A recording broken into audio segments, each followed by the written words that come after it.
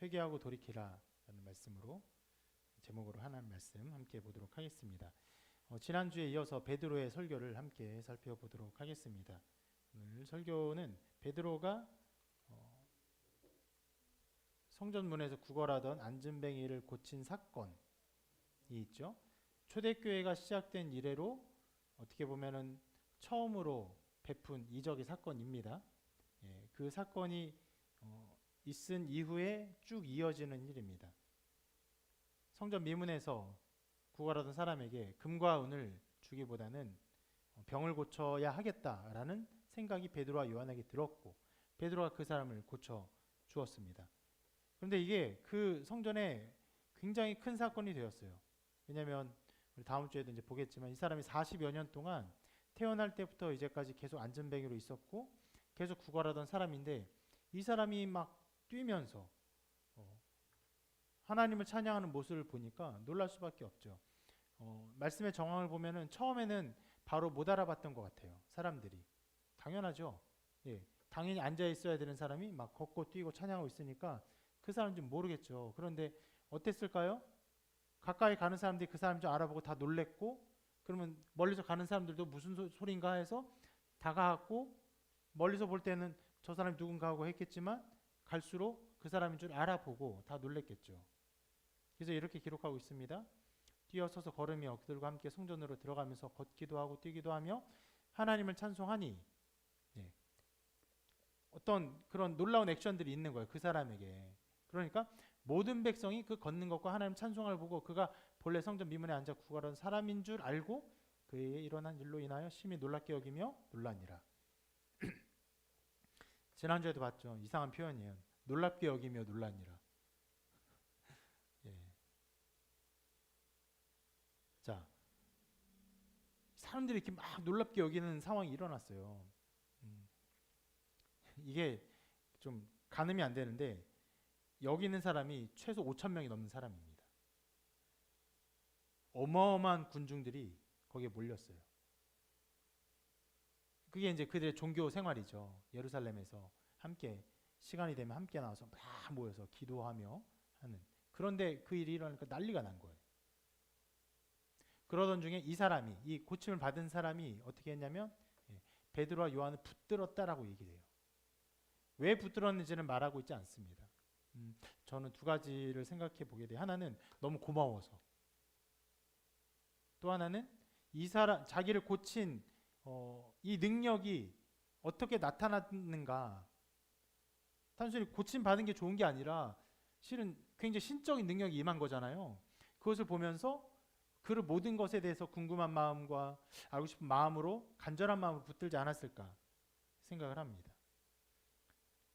그래서 베드로와 요한이 기도를 했는지 안 했는지는 정확히 나오지 않는데 그 9시 기도 시간에 기도하러 갔으니까 하지 않았을까 생각이 듭니다.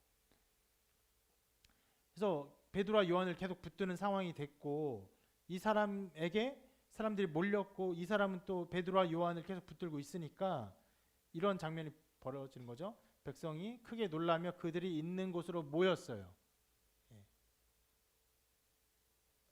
그래서 수많은 사람들이 5천 명이 넘는 사람들이 5천 명에서 얼마나 더 넘는지 몰라요. 실은 이 일이 벌어진 이후로 이 일로 인해서 예수를 믿는 사람 5천 명이었기 때문에 5천 명 이상이라고 말하는 것이지 얼마나 더 많은지는 가늠이 안 됩니다. 어마어마한 사람들이 막 몰려고 있는 거예요. 여러분 5천 명 정도 뭐 혹은 그 이상 10,000명이라고 생각해 봅시다. 10,000명의 사람이 모이면요. 그 군중이 함부로 막 움직일 수가 없죠. 예.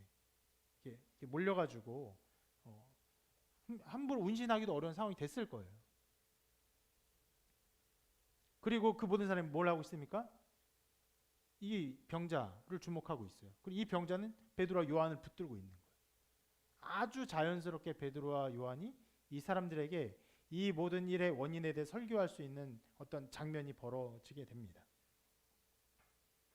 그리고 우리가 지난주에 살펴본 것처럼 베드로는 곧장 설교를 하면서 가장 먼저 그들이 가질 수 있는 오해를 먼저 풀어요. 이렇게 말하죠. 이스라엘 사람들아 이 일을 왜 놀랍게 여기느냐. 우리 개인의 권능과 경건으로 이 사람을 걷게 한 것처럼 왜 우리를 주목하느냐. 대화는 안 나왔어요. 그 사람들이 저 사람이 고쳤나 보다, 저 사람이 능력 있는 사람인가 보다, 이런 식의 대화는 나오지 않았어요. 그러나 여러분, 만 명이 조용하지 않았겠죠. 웅성웅성 시끌시끌 이게 어떻게 된 일이냐, 베드로와 요한이 저 사람이 뭔가 했나 보다 막 시끄럽겠죠. 그리고 그 사람들이 보고 있는 그 눈빛이 있잖아요. 그러니까 그것을 보면서 이것은 왜 나를 보고 있는 것인데 왜 우리를 그렇게 주목하느냐, 바로 반박을 합니다. 뭔가 변명을 하는 거죠. 이게 아니다. 우리의 능력이 아니다. 그리고 이제 베드로가 본격적으로 해야 할 말을 합니다. 이렇게 말을 하죠. 이게 왜 나옵니까? 아브라함과 이삭과 야곱의 하나님, 곧 우리 조상의 하나님이 그의 종 예수를 영화롭게 하셨느니라.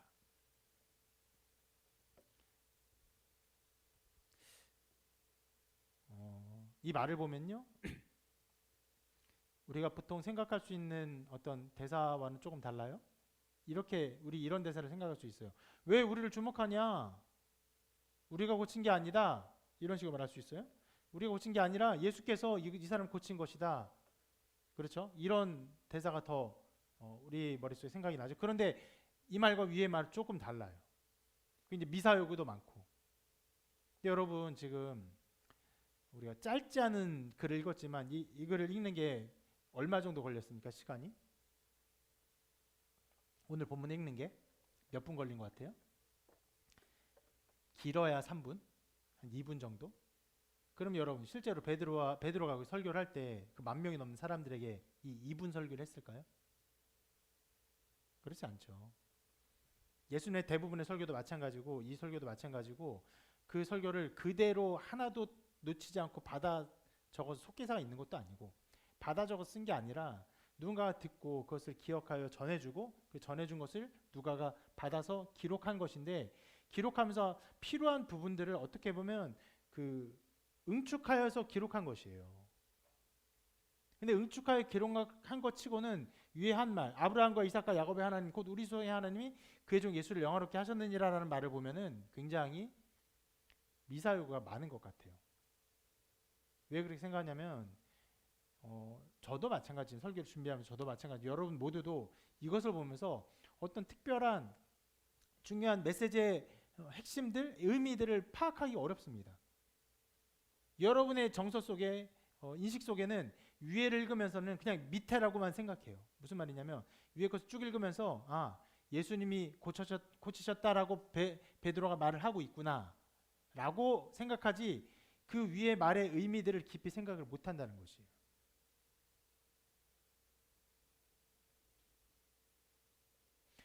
베드로는 여기서 이 사람을 고친 권능이 누구에게로 온 것인가, 예수라는 분께서 이 사람을 고치셨다, 이것만을 말하고 싶은 것이 아닙니다. 베드로가 궁극적으로 전하고 싶은 것은 예수님이 고치셨다라는 것보다는 하나님이 보내신 메시아이며 그리스도이시다, 예수가 그런 존재다, 이것을 나타내고 싶었어요. 그래서 아까 그런 말을 한 것입니다. 그래서 그 말을 조금씩 뜯어보면요, 자, 그렇게 말했죠. 하나님의 그의 종 예수를 영화롭게 하셨다. 근데 그 앞에 다른 말도 있습니다. 이런 말 있죠. 아브라함과 이삭과 야곱의 하나님, 곧 우리 조상의 하나님이 그의 종 예수를 영화롭게 하셨다. 자, 이 말은요, 실은 이 말을 잘 이해하려면 이게 굉장히 어려운 부분이에요. 오늘 설교가 실은 제가 말이 좀 빠르죠. 준비한 설교 중에 제일 길어서 그래요. 그렇지 않아도 설교가 긴데 제일 긴 본문 갖고 와서 얼마나 길겠어요. 그러니까 좀 말을 좀 빨리 하고 있는데, 여러분 순간 놓치면요, 설교가 저 멀리 가 있을 거예요. 집중하십시오. 어려운 설교입니다. 가장 어려운 설교인데,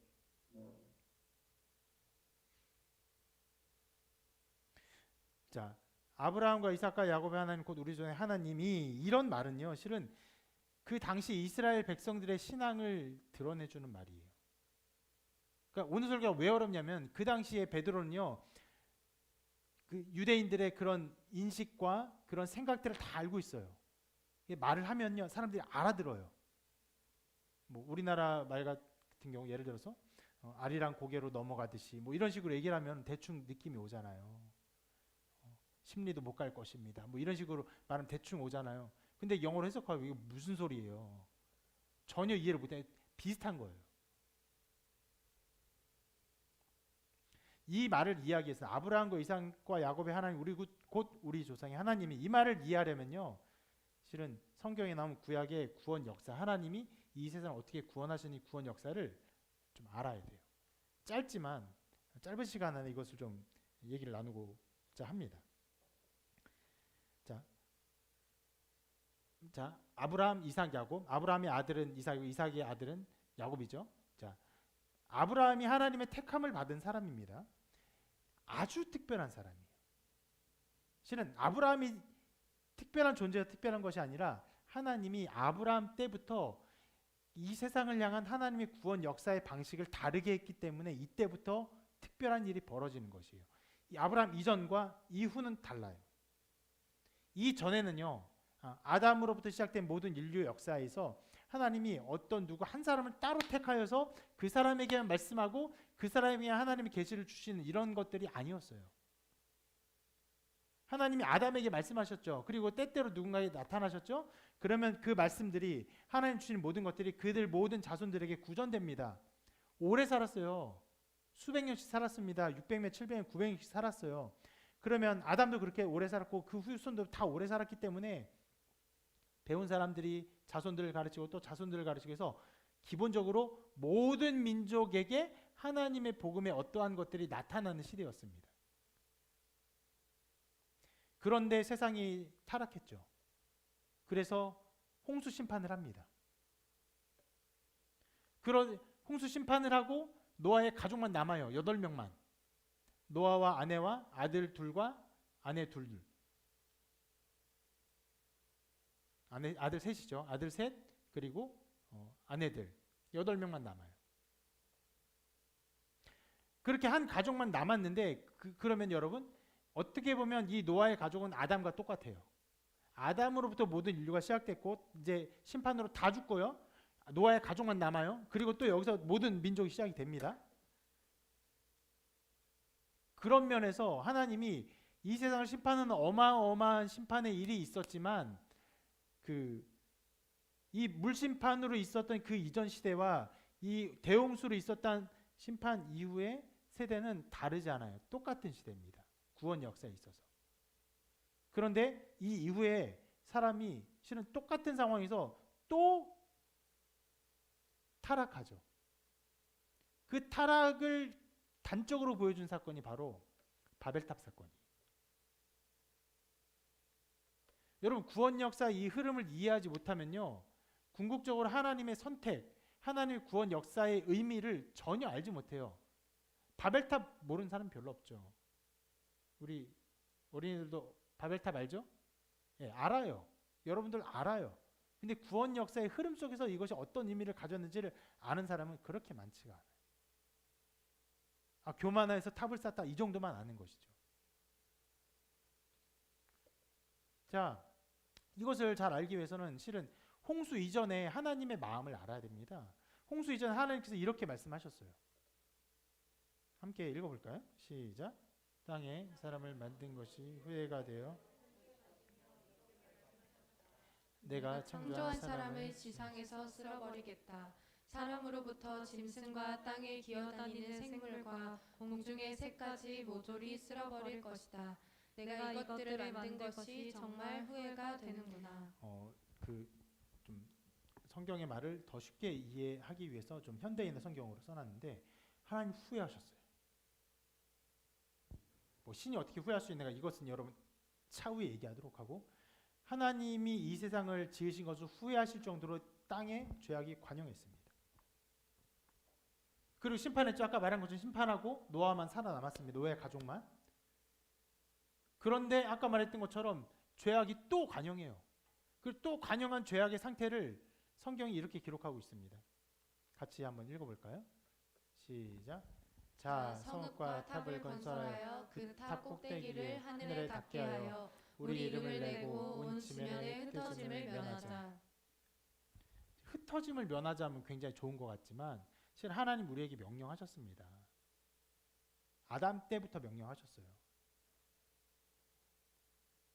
생육하여 번성하여 땅을 정복하라. 온 땅을 향한 어떤 하나님의 명령이 우리에게 주어졌는데 그것을 거부하는 거예요. 모이자, 함께하자, 거대한 성을 쌓자.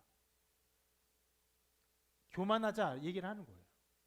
그러니까 하나님께서 이렇게 반응하십니다. 제가 읽을게요. 자, 우리가 내려가서 거기서 그들의 언어를 혼잡하게 하여 그들이 서로 알아듣지 못하게 하자. 하나님의 또 다른 심판이 일어난 것이죠.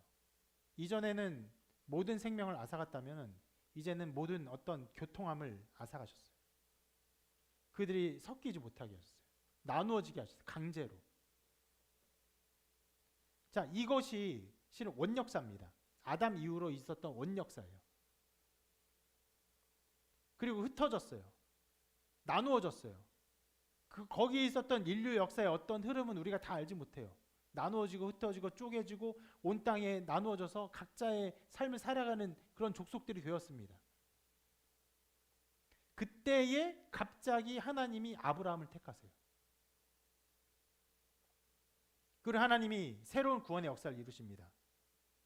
모든 사람들에게 자기의 구원의 어떠한 것들을 알려주시는 것이 아니라 이 한 사람 아브라함에게 자기의 구원의 역사를 알려주시고, 특히 아브라함을 통하여서 나타나는 그 이후에 나타날 민족, 이스라엘 민족에게 자기의 구원 역사의 모든 것을 계시하시고 선명하게 드러낼 것을 작정하십니다. 그리고 그 구원의 역사가 이루어지는 것이 아브라함의 선택의 역사고 그 이후에 말씀의 역사예요. 그래서 실은 아브라함 이전에도 굉장히 오랜 시간이, 엄청나게 긴 시간이 있었지만 그 긴 시간에 대한 성경은 굉장히 짧아요. 창세기 1장부터 11장밖에 안 돼요. 그런데 하나님께서 이 구원의 역사, 한 사람 한 민족을 택하여서 구원의 역사를 이루시겠다라고 생각하고 그 일이 이루어진 이후에 나타난 구원의 역사는요, 창세기 12장부터 말라기까지 어마어마하게 긴 책으로 우리에게 그 말씀의 역사가 주어진 것이에요. 이렇게 달라요. 하나님의 구원 역사 어떻게 나타나는지 구원 역사 다른 것입니다. 앞에는 창세기 11장밖에 기록되지 않을 만큼 하나님 구원의 어떠함이 선명하게 드러나지 않았어요. 근데 한 사람을 택한 이후로는요, 하나님이 자기의 뜻을 그들에게 엄청나게 계시해 주세요. 여러 모양과 이적과 능력으로. 그래서 많은 말씀으로, 심지어는 신약의 말씀보다 훨씬 더 길죠. 창세기 12장부터 말라기의 수많은 말씀으로 그들에게 자기를 계시하여 주십니다. 예, 이 모든 역사가 아브라함을 택한 이후의 구원의 역사예요. 그러면 여러분, 자, 이렇게 택함 받은 것이 이스라엘 민족입니다. 그럼 그들이 어떻게 그 이전의 역사와 그 이후의 역사를 바라보면서 그 모든 것들을 알고 있는 그들에게 있어서 그들이 어떻게 하나님의 구원 역사를 바라볼까요? 그들 자신에 대한 인식이 어땠을까요? 하나님이 우리 민족만을 택하셔서 우리에게 특별한 자신을 드러내시고 말씀을 주시고 심지어 임재하시고 영광을 드러내, 구름 가운데 영광을 드러내시고 불기둥으로, 구름 기둥으로 인도하시며 놀라운 이적으로 역사하시는 하나님이시구나. 우리는 택함 받은 민족이구나. 아브라함을 택하신 하나님께서 우리를 그렇게 인도하시는구나 라는 인식 속에 그들이 살아가는 것이에요. 그리고 특별히 아브라함과 이삭과 야곱, 그리고 심지어 요셉을 지나서 거기까지는 민족이라고 말할 수 없어요. 가족이에요. 가족이 있고 그들이 결국 어디로 갑니까? 애굽으로 내려가요. 애굽으로 내려가서 거기서 어마어마한 민족을 이루고 말 그대로 수백만 명의 거대한 민족을 이룹니다. 그리고 하나님이 그 민족을, 이스라엘 택한 민족을, 원래는 이제 가족 정도밖에 안 됐지만 이제 민족을 이끌어내서 하나님의 약속의 땅으로 인도하시려고 하죠. 그래서 누구를 택합니까? 모세를 택하죠. 모세를 택할 때 하나님이 자기를 이렇게 소개하십니다. 나는 내 조상의 하나님이니, 아브라함의 하나님, 이삭의 하나님, 야곱의 하나님이니라. 이 말이 바로 이스라엘 민족의 아주 그 특별함을 드러내는 말이에요. 나는 아브라함을 택한 하나님이다. 그 이삭과 야곱에게 나타난 하나님이다. 그들에게 언약하고 너희들을 인도한 하나님이다. 그리고 내가 너희를 인도할 것이다. 그래서 이스라엘 백성은요, 아브라함의 하나님, 이삭의 하나님, 야곱의 하나님 이런 말을 할 때는요, 단순히 그냥 미사여구처럼 혹은 관용어처럼 말하는 것이 아니라 이런 인식 속에 이 말을 하고 듣는 거예요. 하나님 아브라함을 택하셨다. 하나님 우리 민족을 택하셨다.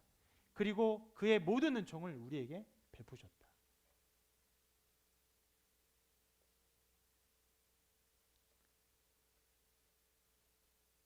이러한 인식으로 그 말을 듣는 것입니다. 근데 이 인식의 말을 듣는 것은요, 그들에게 굉장히 자연스러운 일이에요.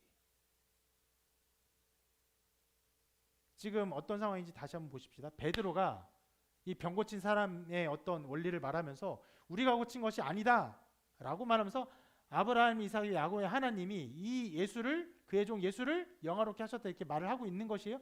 그러면서 먼저 아브라함의 하나님, 야곱의 하나님, 이삭의 하나님 말했죠. 이건 자연스러워요. 그런데 자, 이렇게 한 말, 이거는요 아주 이상한 표현이에요.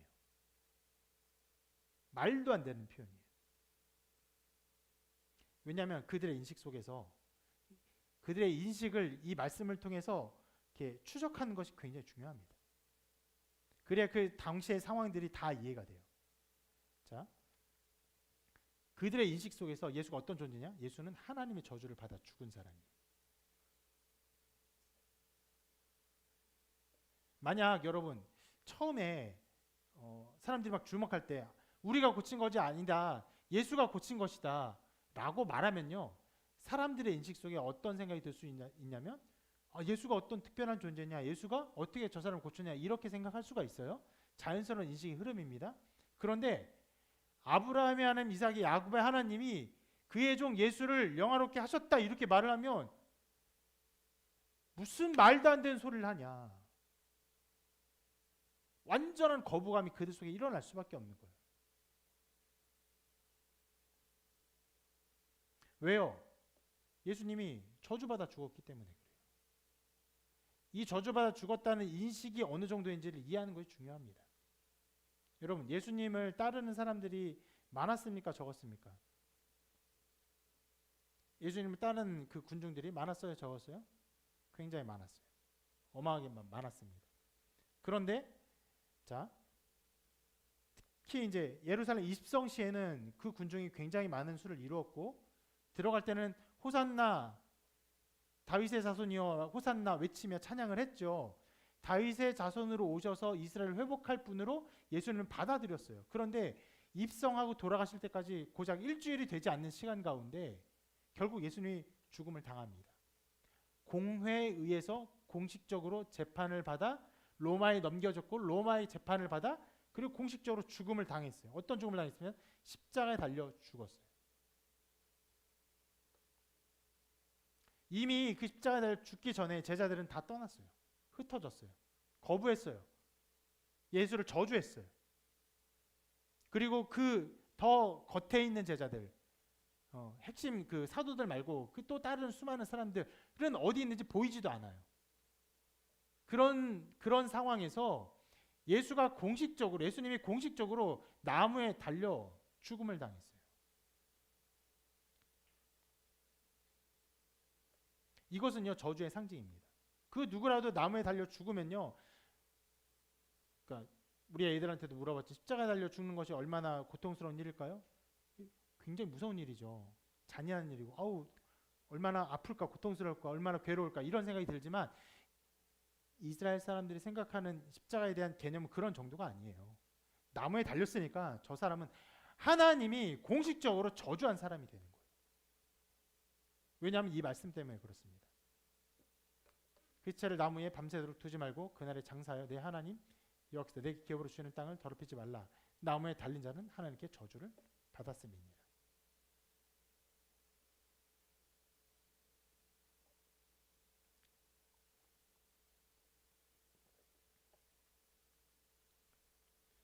그들은 모두 이 말씀을 알았고, 그래서 나무에 달린 자는요, 어쩌다가 하다 보니까 나무에 달렸다고 생각하지 않아요.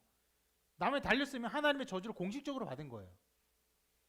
자, 공회의 재판을 받았고, 여러 가지 좀 다급한 재판이고 예수님에게 좀 불리한 재판일 수가 있어요. 근데 공회의 재판을 받았고, 로마의 법정이 열렸고, 거기서 사형 선고를 받았어요. 그리고 공개적으로 나무에 달려 죽었습니다. 은밀하게 죽은 게 아니에요. 그럼 이 사람은 공개적으로 하나님의 저주를 받은 사람의 인식이 그들에게 꽉 차 있는 거예요. 죽어 마땅한 자다. 실제로 예수님이 받은 죄목이 무엇입니까? 그 로마에 의해서 공식적으로 받은 죄목은 반란죄죠. 네. 유대인의 왕이라는 그 죄목을 받아 죽었습니다. 그 전에 공회가 이스라엘의 예루살렘의 공회가 어떻게 예수님을 정죄했습니까? 네. 신성 모독죄로 정죄했어요. 자신이 하나님의 아들이라는 신성 모독하여서 정죄하였어요. 그리고 성전을 4일 만에 무너뜨리겠다는 말을 하여서 신성 모독으로 정죄를 당했습니다.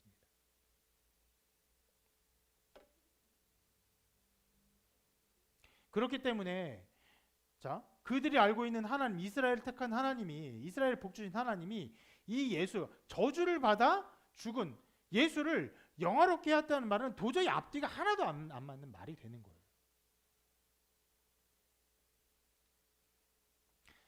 자, 이 나무에 달려서 죽은 것에 대해서 그들이 저주받은 자라고 인식했다는 것을 우리가 아는 것은 매우 중요한데, 왜냐하면 이 인식을 알지 못하면 베드로가 그 다음에 한 말을 이해할 수가 없어요. 베드로가 곧장 이렇게 말을 합니다. 같이 읽어볼까요? 시작. 즉 너희가 그 앞에서 거부하였으니 너희가 거룩하고 의로운 일을 거부하고 도리어 살인한 사람을 놓아주기를 구하여 생명의 주를 죽였도다. 말이 좀 긴데 지금 수많은 사람, 만 명, 예를 들어서 만 명을 생각해 봅시다. 5천 명 이상이니까 만 명의 사람들이 남자만 모여 있습니다. 그 모여 있는데, 자, 너희가 그를 죽였다 이렇게 말을 하고 있어요. 물론 직접 죽인 거 아니에요. 말 그대로 빌라도에게 넘겨서 죽게 하였다. 너희가 그렇게 했다. 예수가 노임받을 타이밍이 있었지만 너희가 거부했고 예수를 달아 죽이라고 해서 생명의 주를 죽였다 이렇게 고발을 하고 있잖아요.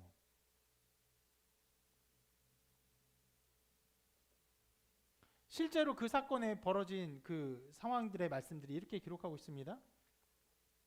빌라도가 다시 밖에 나가 말하되 보라 이 사람을 데리고 너에게 나오나니 이는 내가 그에게서 아무 죄도 찾지 못한 것을 너희로 알게 하려 함이로라 하더라. 이에 예수께서 가시관을 쓰고 자색 옷을 입고 나오시니 빌라도가 그들에게 말하되 보라 이 사람이로다 하매 대제사장들과 아랫사람들이 예수를 보고 소리질러 이르되 십자가에 못 박으소서 십자가에 못 박으소서. 빌라도는요 죄를 찾지 못하고 했어요. 죄를 찾지 못한 것을 알게 하려 하기 위해서 예수를 데리고 갑니다. 근데 대제사장 그리고 그 아랫사람들이 십자가에 못 박으라고 막 외쳤어요. 그래서 실제로 예수님이 이로 인해서 죽음을 당하죠. 그런데 여러분, 실제로 그 사건이 벌어진 것도 맞고요. 베드로가 이 말이 지금 이 말이 이 상황을 그대로 하는 말도 맞아요. 그런데 여러분 보세요. 거기 모인 그 수많은 사람들이 그때 예수님이 십자가에 달려 죽을 때 거기 있는 그 군중이라고 확신해서 말을 할 수 있습니까? 그 군중이 있을 거예요. 십자가에 못 박으라고 외쳤던 군중들이 있을 거예요. 그 군중 무리가 지금 그 솔로몬의 행각에 모여서 이 병 고친 사람을 신기하게 생각한 이 군중 무리야 똑같은 군중이라고 생각을 할 수가 있어요?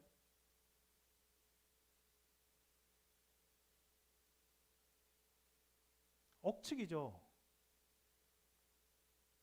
거기서 뭐 3만 명이 있다 할지라도 여기 10,000명이 모였을 때 꽤 많은 사람이 여기에는 거기에 가담하지 않았을 수 있어요.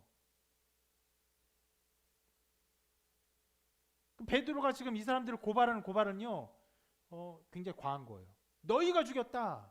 너희가 그렇게 십자가에 못 박으라 해서 죽였다. 굉장히 과한 말일 수가 있다는 거예요.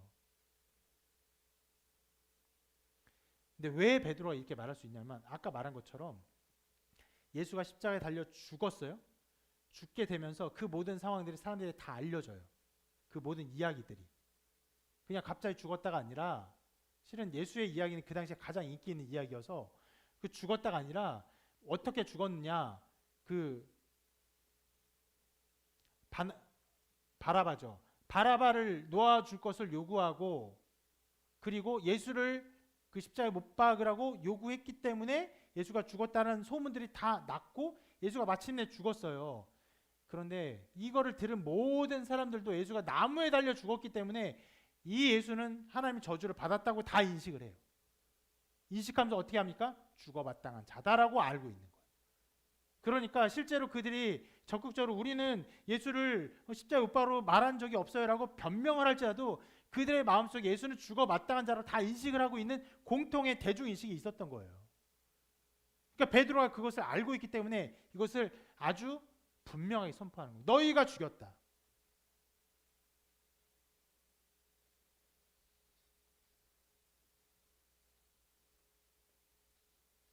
그리고 이제 곧바로 이렇게 말을 하죠. 너희가 죽였으나 하나님이 죽은 자 가운데 그를 살리셨으니 우리가 이 일의 증인이라.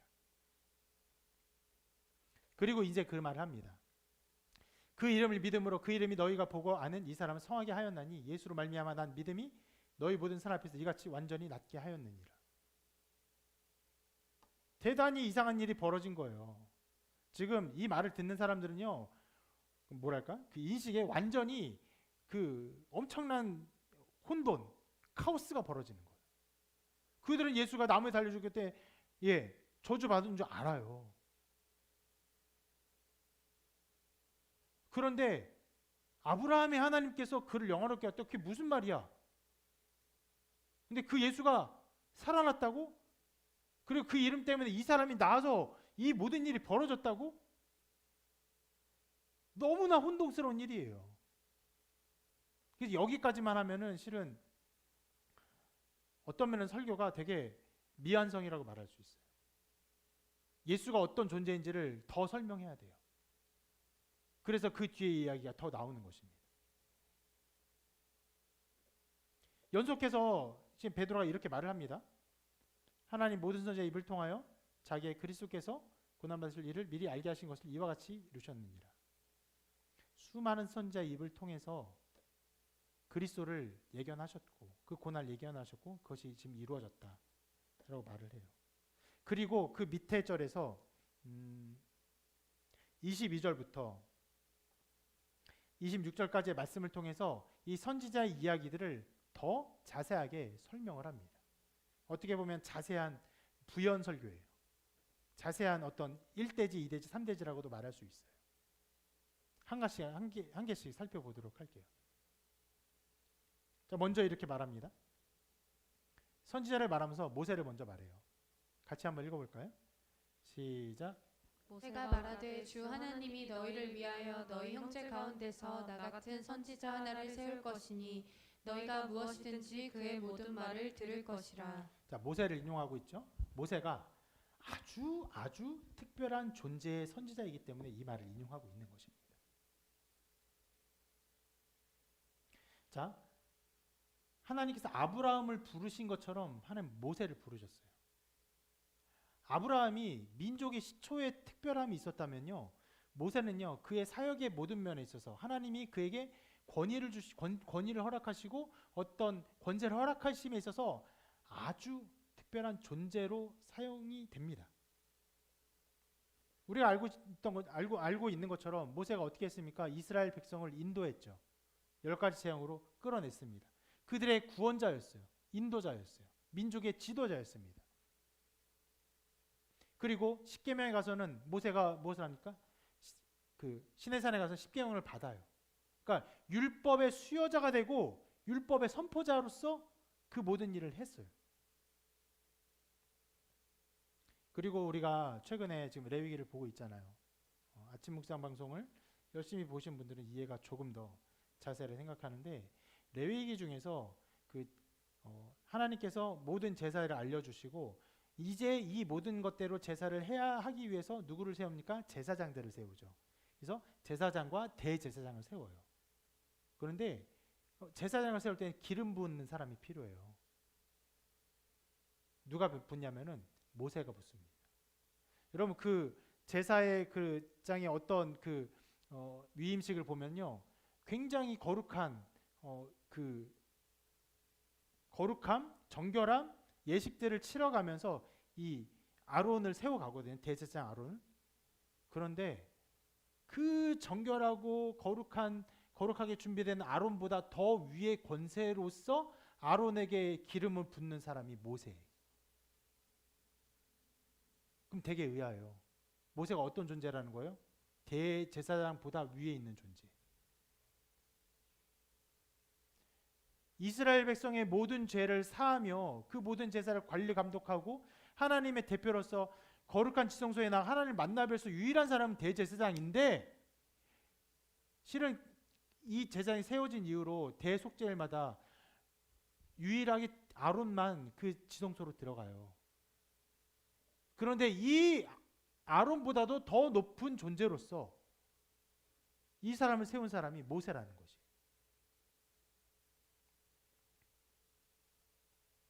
모세는 그래서 사람인데 사람의 대표인 어떤 면에서 아론보다도 더 높은 존재.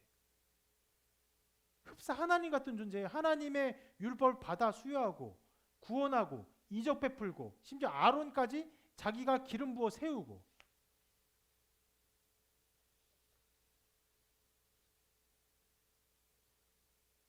그런 특별한 모세가 마지막 생에 자기의 죽음에 이르기 때 이런 말을 한 거예요. 주 하나님이 너희를 위하여 너희 형제 가운데서 나 같은 선지자를 세울 것이니 너희가 무엇든지 그의 모든 말을 들을 것이라. 자, 그러면 이스라엘 백성이 어떻게 이해합니까? 이 말을. 하나님이 모세를 아주 특별하게 보내셨는데 이제 모세가 죽고 나면은 우리 형제 중에서 누군가를 모세처럼 또 높여서 세울 사람이 있겠구나, 이렇게 보잖아요. 우리가 세워진 모세를, 모세와 같은 어떤 선지자를 잘 따르고 이 사람을 잘 순종해야겠다 생각을 하게 되잖아요. 그래서 실은 이 이후로 세워진 사람이 누굽니까? 여호수아죠. 여호수아를 잘 따라요. 순종합니다. 그런데 엄밀한 의미에서 여호수아는 모세와 같은 선지자가 아니에요. 대제사장보다 위에 있지도 않고 하나님 율법의 어떤 선포자가 될 수도 없고 어떤 그 특별한 존재가 될 수 없는 거예요. 그래서 이후의 모든 역사에 수많은 선지자가 있지만 모세와 같은 선지자는 아예 없어요. 대제사장보다 위에 있는 존재, 하나님 율법의 어떤 수여자 같은 존재는 아무도 없는 거예요.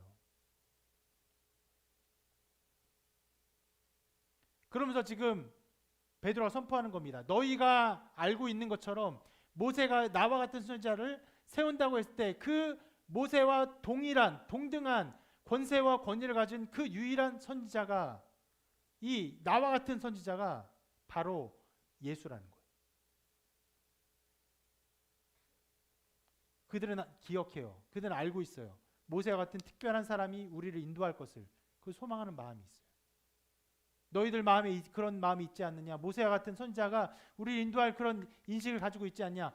너희들이 기대하는 그 선지자, 모세와 같은 선지자, 바로 죽음에서 살아나신 예수라는 것이. 그리고 이어 두 번째를 말합니다. 같이 한번 읽어볼까요? 시작. 사무엘 때부터 이어 말한 모든 선지자도 이때를 가리켜 말하였느니라. 자, 이후에는 수많은 선지자를 말해요. 근데 대표적으로 사무엘 때라고 말을 하죠. 특별히 이 사무엘을 언급한 이유가 있는 것인데, 자, 사무엘이 선지자로서 했던 가장 위대한 일이 뭘까요? 여러분 사무엘상, 사무엘하 성경 있잖아요. 그거 사무엘상, 사무엘하 읽어보면 사무엘이 주인공이 아니에요. 누가 주인공입니까? 그렇죠. 대답 잘했어요. 대답 누가 할 수 있을까 두려움 속에 있었는데 훌륭합니다. 병도 빨리 낫길 바랍니다. 사무엘의 아주 중요한 일이요. 다윗을 세운 거예요. 그럼 다윗이 어떤 사람입니까? 이스라엘을 통일왕국으로 만들고 종교적으로나 군사적으로나 어마어마한 하나님의 나라의 영광을 이룬 사람이에요. 그래서 실은 여러분 아까 우리가 생각한 것처럼 예수님이 예루살렘 성에 입성할 때 그 백성들이 기대한 게 무엇입니까? 호산나 다윗의 자손으로 오시는 이여, 다윗처럼 오셔서 우리를 로마의 압제에서 벗어나게 하는 새로운 나라를 이루어 주옵소서라는 기대를 했던 것이에요. 그만큼 그들은 다윗 왕과 같은 왕을 기다리고 있어요. 근데 베드로가 지금 말하는 거예요. 사무엘이 다윗을 세웠는데 사무엘 때부터 모든 선지자가 말했던 그 영광의 때, 다윗 왕과 같은 때, 그 다윗 왕과 같은 존재가 바로 예수님이라는 거예요. 그리고 마지막으로 한 사람을 더 이야기합니다. 이제는 여기서는 좀 앞으로 도리어 거슬러 올라가요. 같이 한번 읽어볼까요? 시작. 아브라함에게 이르시기를 땅 위의 모든 족속이 너의 씨로 말미암아 복을 받으리라. 자, 갑자기 이제 첫 선택한 아브라함에게로 올라갑니다. 그리고 하나님께서 아브라함에게 택하실 때 그런 말씀을 하세요. 땅의 모든 족속이 너의 씨로 말미암아 복을 받을 것이다. 이런 말씀을 약속을 하셨어요. 그러면 이 말씀을 아브라함도 그의 후손들도 어떻게 이해할 수 있습니까? 뭐 이런 식으로 이해할 수 있어요. 아브라함의 자손을 통해, 즉 이스라엘을 통해서 모든 땅이 복을 받을 것이구나, 이렇게 이해할 수 있어요. 그 이해가 틀리지 않아요. 맞는 부분이 있지만 완전히 맞진 않아요. 너의 씨 단 하나, 그 씨를 통해서, 아브라함의 후손이 어떤 씨를 통해서 모든 족속이 복을 받는 특별한 일을 말씀하셨는데, 그것은 단순히 이스라엘을 통해서 하는 것이 아니라 아브라함의 후손으로 오신 이 예수를 통해서 이 모든 족속이 복을 받는 일을 말한 것이다. 우리가 기대하는 아브라함의 씨의 복은 바로 예수를 말하는 것이다. 이것이 설교의 내용입니다.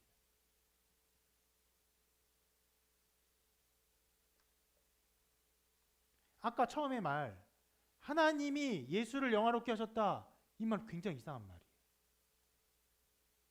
근데 다시 계속 말을 하면서 이 예수님이 어떤 존재냐, 모세가 예견한 그 존재고, 수많은 선지자가 예견한 그 다윗 같은 존재고, 아브라함에게 말씀하신 그 유일한 씨, 온 세상에 복을 받을 그 씨가 바로 예수님이다.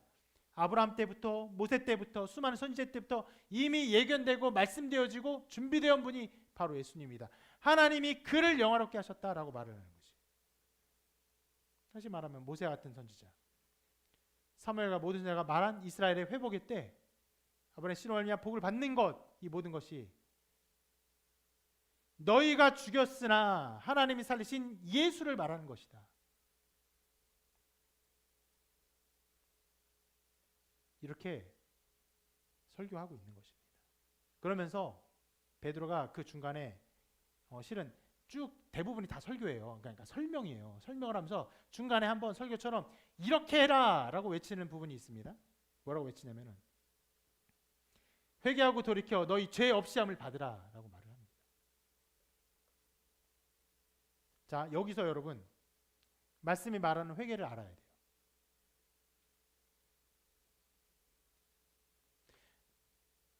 여러분 보통 교회에서 여러분 회개하십시오 하면 어떤 생각이 듭니까? 회개하십시오 하면 어떤 생각이 들어요? 지난주에 했던 잘못된 생각, 행동들이 떠오르죠. 누구를 미워한 것, 욕심부린 것, 속인 것, 음란한 것, 방탕한 것, 정욕에 빠진 이런 것들이 생각나잖아요. 그걸 돌이켜야 되겠다 생각하잖아요. 그래서 이런 말씀 들을 때 어떤 제약된 행동들을 돌이키고 선한 행동을 위해서 바꿔야 한다, 행동을 바꿔야 된다, 이런 생각이 들지만 실은 회개라는 말 자체에는 그 의미가 있긴 해요. 악한 행동을 벗어버리고 선한 행동으로 그 자세를 돌이켜서 바꾸는 것이 그 안에 포함되어 있긴 하지만 여기서 말한 회개는 그런 것이 아닙니다. 여기서 말한 회개의 핵심은 바로 이것이에요. 바로 예수님에 대한 인식을 바꾸는 거예요. 그래서 어떤 인식이 있었어요? 저주받은 자예요. 베드로가 고발할 때 너희가 죽였다라고 그 말을 들어도 실은 별로 핑계할 수 없을 만큼 예수에 대한 악감정, 저는 저 사람 죽어 마땅한 자로 생각한 들이 그들의 보통 인식이었어요. 베드로는 지금 그 인식을 완전히 바꾸는 작업을 하는 거예요. 그 예수가 어떤 존재라고 하냐? 영화롭게 된 존재다. 살아났고 영화로운 존재다.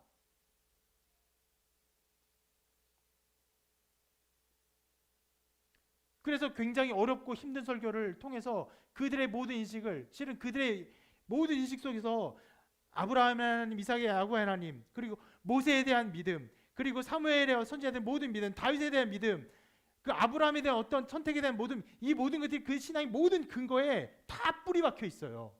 이것을 철저하게 다 바꾸고 있는 거예요.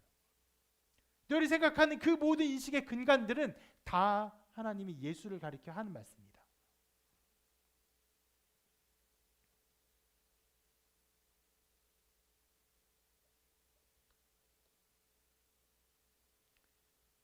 예수님에 대해서 성경이 가르치는 바를 분명히 알고 그를 깨달아 아는 것, 그것이 회개예요.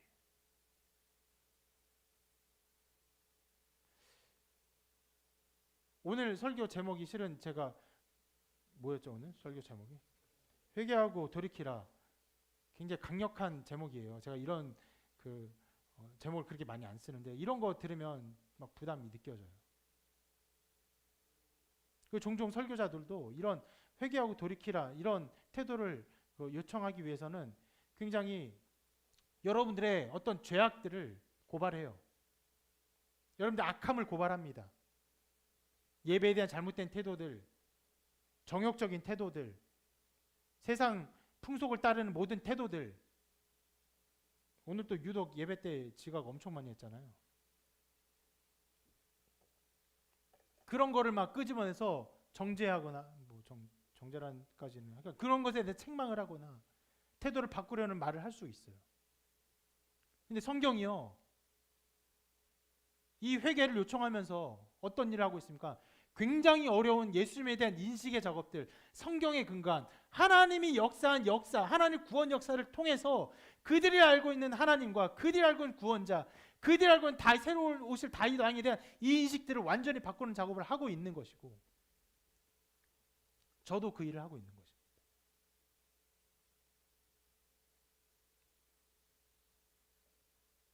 예수님은요, 갑자기 나타난 분이 아니에요. 태초부터 작정되신 분이고 우리의 구원자로 오실 것을 준비하셨어요. 그 하나님의 구원 역사가 나타났을 때, 아브라함을 통해서 하나님께서 구원 역사 이루시기로 작정하셨을 때, 내가 너로 말미암아 너의 씨로 말미암아 모든 족속이 복을 받으리라 말씀하시는 그 순간에서조차 이미 예수 그리스도의 모든 사역은 예견되었던 것이에요. 잘 드러나진 않았어요. 여러 가지 오해할 수 있었어요. 모세와 나와 같은 선지자라 말할 때도 오해할 수 있었어요. 다윗왕 같은 사람을 생각할 때도 다 오해할 수 있어요. 심지어 예수님을 보고도 이스라엘 백성은 완전히 오해에 빠졌죠. 그러나 그때부터 예견하신 하나님 구원 역사가 마침내 이루어졌고, 마침내 이 안진뱅이를 고쳐서 수많은 사람들이 모이게 하셨고 이 설교를 듣게 하신 것입니다. 그래서 여러분, 회개는 어떤 면에서 악한 행실에서 선한 행실의 돌이킴이 아니라고도 말할 수 있어요. 회개는요, 나의 욕구를 쫓는 삶에서 예수 그리스도께로 돌이키는 것이에요. 심지어 여기 나의 욕구를 쫓는 삶은요, 여러분, 선한 욕구도 포함됩니다. 종교적인 욕구도 포함돼요. 예배해요. 왜 예배합니까? 여러분 만족을 얻으려고요? 여러분 감정적인 어떤 동요를 얻으려고요? 눈물을 흘리려고요? 감동받으려고요? 실은 그게 다 나의 욕구를 쫓는 삶일 수 있어요. 다른 사람 도와요. 왜 도와요? 도우면 마음이 기뻐서. 예, 그것조차도 나의 욕구를 쫓는 삶이에요. 그게 아니에요. 회개는요, 이 모든 일 넘어 하나님이 예수 그리스도를 통해 영광 받기를 원하시고, 예수 그리스도를 알고 예수 그리스도를 위해서 살고 예수 그리스도를 위해서 우리의 모든 삶을 드릴 때 하나님께서 영광 받는 것을 믿고 모든 일의 시작과 끝을 예수 그리스도께로 맞추는 거예요. 그래서 어떤 면에서는 예배를 드리면서 예배가 굉장히 우상숭배적일 수 있어요. 누구를 추구하는? 나를 추구하는, 나의 돌이킴을 추구하는, 나의 어떠함을 추구하는 것이 될 수 있어요. 그것이 아니에요. 우리 구주 예수 그리스도께서 어떤 분이신지를 알고 그분께 영광을 돌리는 것, 굉장히 어려운 인식들이 있지만 그 인식을 새롭게 바꾸고 변화시키고 주님을 알아가는 것, 이것이 예배예요.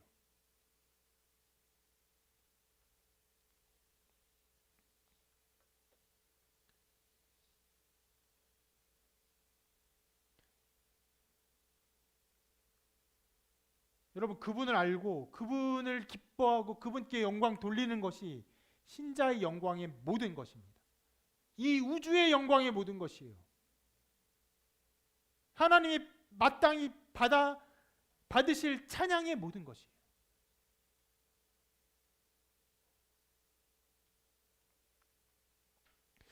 실은 오늘 설교가 여러분 꽤 여러분의 적절하지 않은 설교였어요. 왜냐하면 아까도 드린 말씀이지만 여러분의 인식과 이 설교를 들었던 그 당시 유대인의 인식이 꽤 다르기 때문에 그래요. 그렇지만 여러분 적어도 아브라함이 누군지 알잖아요. 바벨탑 사건 알잖아요. 홍수 알잖아요. 노아도 알고 사무엘도 알고 다윗도 알고 모세도 알잖아요. 그 모든 것을 아는 사람으로서 그들의 인식에, 그들이 잘못 생각했던 그 원래 인식에 가깝게 접근을 시키고, 그리고 이것을 통해서 이 베드로가 알려주는 예수님의 어떠함을 알리게 하는 것이 저의 설교자의 본분이기 때문에 이 어려운 작업을 했던 것입니다. 실은 어떤 면에서는 여기 앞에 앉아있는 우리 아이들, 저기 앉아있는 우리 아기들, 택도 없는 설교죠. 이걸 어떻게 이해합니까? 근데 저는 그런 기대를 합니다.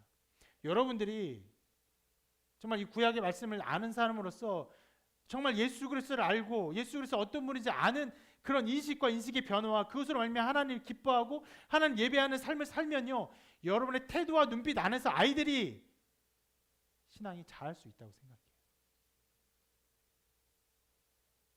마침내 아이들이 점점 자라고 이 말씀들을 좀 더 이해하게 됐을 때 더 많은 이해 속에 하나님을 경배할 수 있을 것입니다.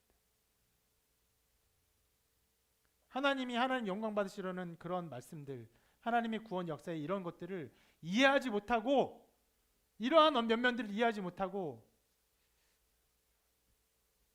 어떠한 감정들을 추구하거나 혹은 어떤 면에서의 행실의 돌이킴을 잘못 추구하는 것 역시도 위험한 일일 수 있어요.